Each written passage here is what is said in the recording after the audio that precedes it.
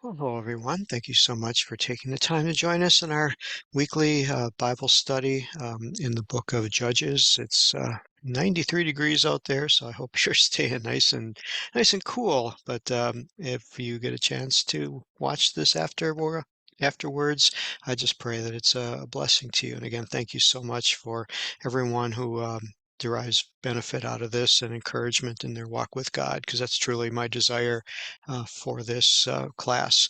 So as we pick up today, last week was a very challenging, disturbing to say the least, lesson where um, if you remember, the Levite was sojourning in the city of Gibeah, and the men of the city surrounded his house. They wanted to assault him. He then handed out his concubine. They assaulted her, and it led to her death. And at the end of the chapter, he took and cut her up into pieces and sent her to all the 12 tribes of Israel as a witness, or as a shock value, I guess you could say, to what had happened. And we're going to find that his actions had the desired effect. We want to again look at the map, and noticing here that the cursor here is around the city of Gibeah. Here is the city of Bethel and the city of Shiloh. And of course, that's what we want to, and of course, Bethlehem and Jerusalem were right there. So this is kind of the hotbed of what they were, um, where they were living, their spirituality, their religious systems. And I guess as I'm looking at it and telling you that, what comes to mind here is how interesting it is that, you know, this city of Gibeah with these men, the Benjamites and these Gibeonites who were in there, were obviously of a terrible and very wicked mindset. And to think that here in the midst of all this, we'll say, religiosity, of where the tabernacle was, where these people were doing their best to serve God, right in the midst of this is this extreme wickedness that caused the events of last week. Again, quite challenging to comprehend, but let's go forward. And so we get to the new chapter, chapter 20, and we see here that after this Levi had sent these cut up pieces of his concubine, and again, just trying to think of what would it have been like to be living in one of these cities, and all of a sudden comes a donkey with pieces of a person strapped to it. Did he send a person to go along with and explain what happened? I mean, that would make the most sense. And again, thinking this is hot desert time, the smell, again, I don't want to digress too strangely here, but I'm trying to understand what this would have been like to have this donkey come into town uh, with a human remains on it that have been in the hot sun for, you know, days, if not maybe a week. How long it took to get there. And obviously, there's going to be smells that go along with this, and how that may have been the real factor that caused the people of this area to take notice that suddenly this, animal's coming in and it has a horrible smell, and they come trying to find out what is causing that, and then hear the story. Again, I don't know, but there was something and some means by which this was accomplished so effectively. And here's what we see when we get to verse 1 of chapter 20, is that whatever happened, it was very, very effective in reaching them to where they all came out, and the congregation was gathered together as one man. So they had unity of purpose. This shocked them. This again shocked them to the core, that they all rose up together with one purpose, as in like one person. And they came from all around, and they came to the Lord, and met at Mitzpah. So let's see if we can find Mitzpah is here. It is just near Bethel, north of Gibeah, and they met there. And the chief of the people, even all the tribes of Israel, presented themselves in the assembly of the people of God. And look at what happened here. Out of all of these tribes, minus Benjamin, Benjamin, again, this is the mystery here is did they not know what was going on? They didn't get their own piece of the cadaver, but it was enough that out of these other tribes, and there would have been 10 tribes because the tribe of Levi did not have land and they did not have any men who fought. And of course, Benjamin was left out. So there would have been 10 tribes and there were 400,000 footmen. So basically 40,000 from each tribe that came that drew the sword. Very formidable army. And it just shows you how touched these people were and how afflicted they were, affected they were by what had happened here. Um, the revulsion and the revolt of what happened so affected them that they rose up just in disgust and wanted to handle this situation. Again, it's a little hard. I'm trying to use a lot of words here to explain and to help the understanding, not for just myself, but in hopes that it helps you to just get the picture of what happened here on how this upset these tribes so much that 40,000 men from each tribe came running out with their swords and their provisions, and they're ready to fight to the death and rid their land of this wickedness. Now, again, yes, this was a very wicked thing, as we see here in verse 3. The children of Israel, of Benjamin, heard that the children of Israel were gone up to Mitzpah, and then they said, "Tell us what's going on. What is this wickedness?" It was like they were clueless. And this is what's really hard to understand why these other tribes could be so strongly affected to take vengeance, but the Benjamites, where this happened in, didn't have any clue what was going on. And so all we can do is ask ourselves some questions. Why are some people so affected by things that happen in society that they want to rally and support, and others pass it off and pretend like it didn't even occur, or that they've turned a blind eye, if you will, to the things that happen and aren't affected by it. Again, human nature, we've seen this, we know stories, we've seen situations where this occurs, and we struggle to find any answers. And we think it's maybe just the um, effect of our society and what's coming against it today. But here we look thousands of years in the past and see that things haven't changed that much and that things are still um, in an inexplicable way as to why people behave the way they do. So, Benjamin, the tribe of Benjamin hears it and they said, "What's going on here?" In verse 4, the Levite, the husband of the woman that was slain. I like that they use the word husband here again. Maybe he's, uh, yeah, again, we know that story on position he took. I still think he should have stood up for her, but it is what it is. So he answered and said, "I came to Gibeah, which belongs to Benjamin, I and my concubine to lodge. And the men of Gibeah rose up against me and beset the house round about me that night, and thought to have slain me, and my concubine have they forced that she is dead." Now, if you remember back to last chapter when we got to in verse 22, there was no indication and no words used that he felt they were going to kill him.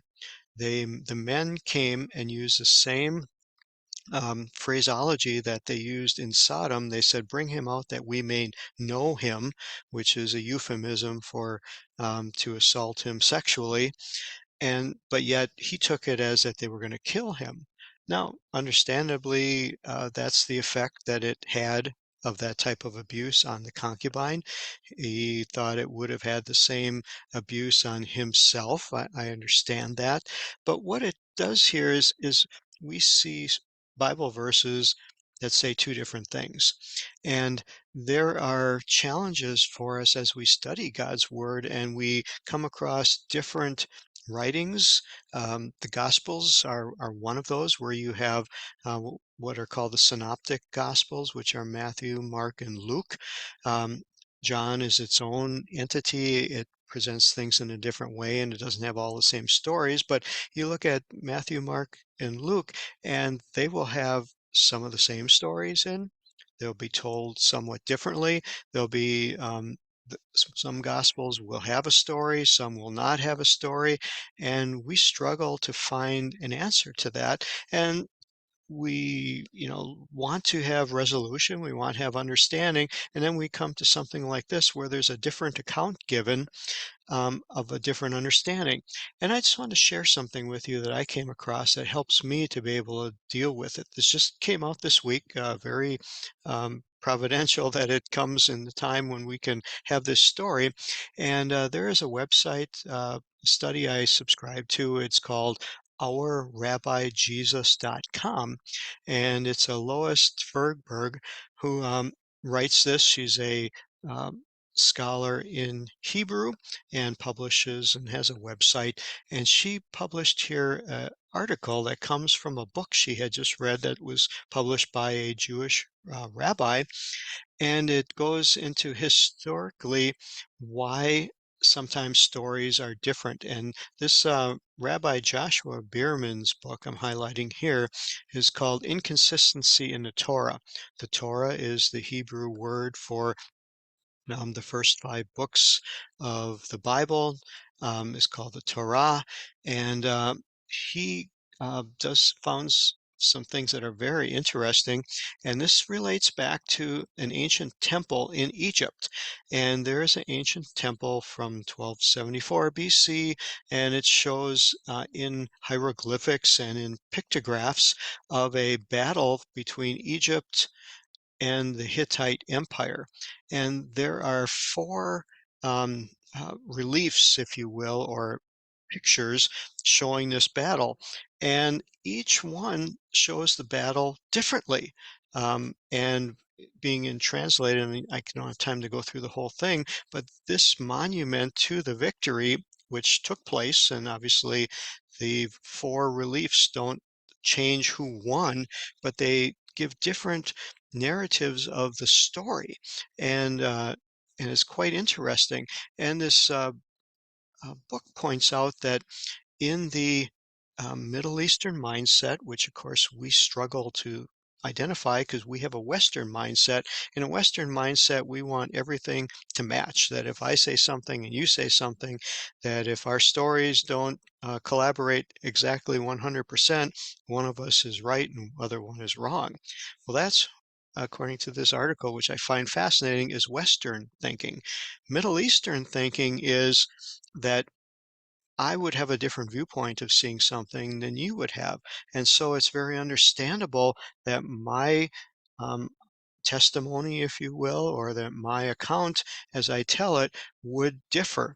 And that is what is brought out here in this pictograph of these four different carvings that were all carved at the same temple, and they all had different accounts of what really happened. And we'd look at it and say, well, somebody's right and somebody's wrong.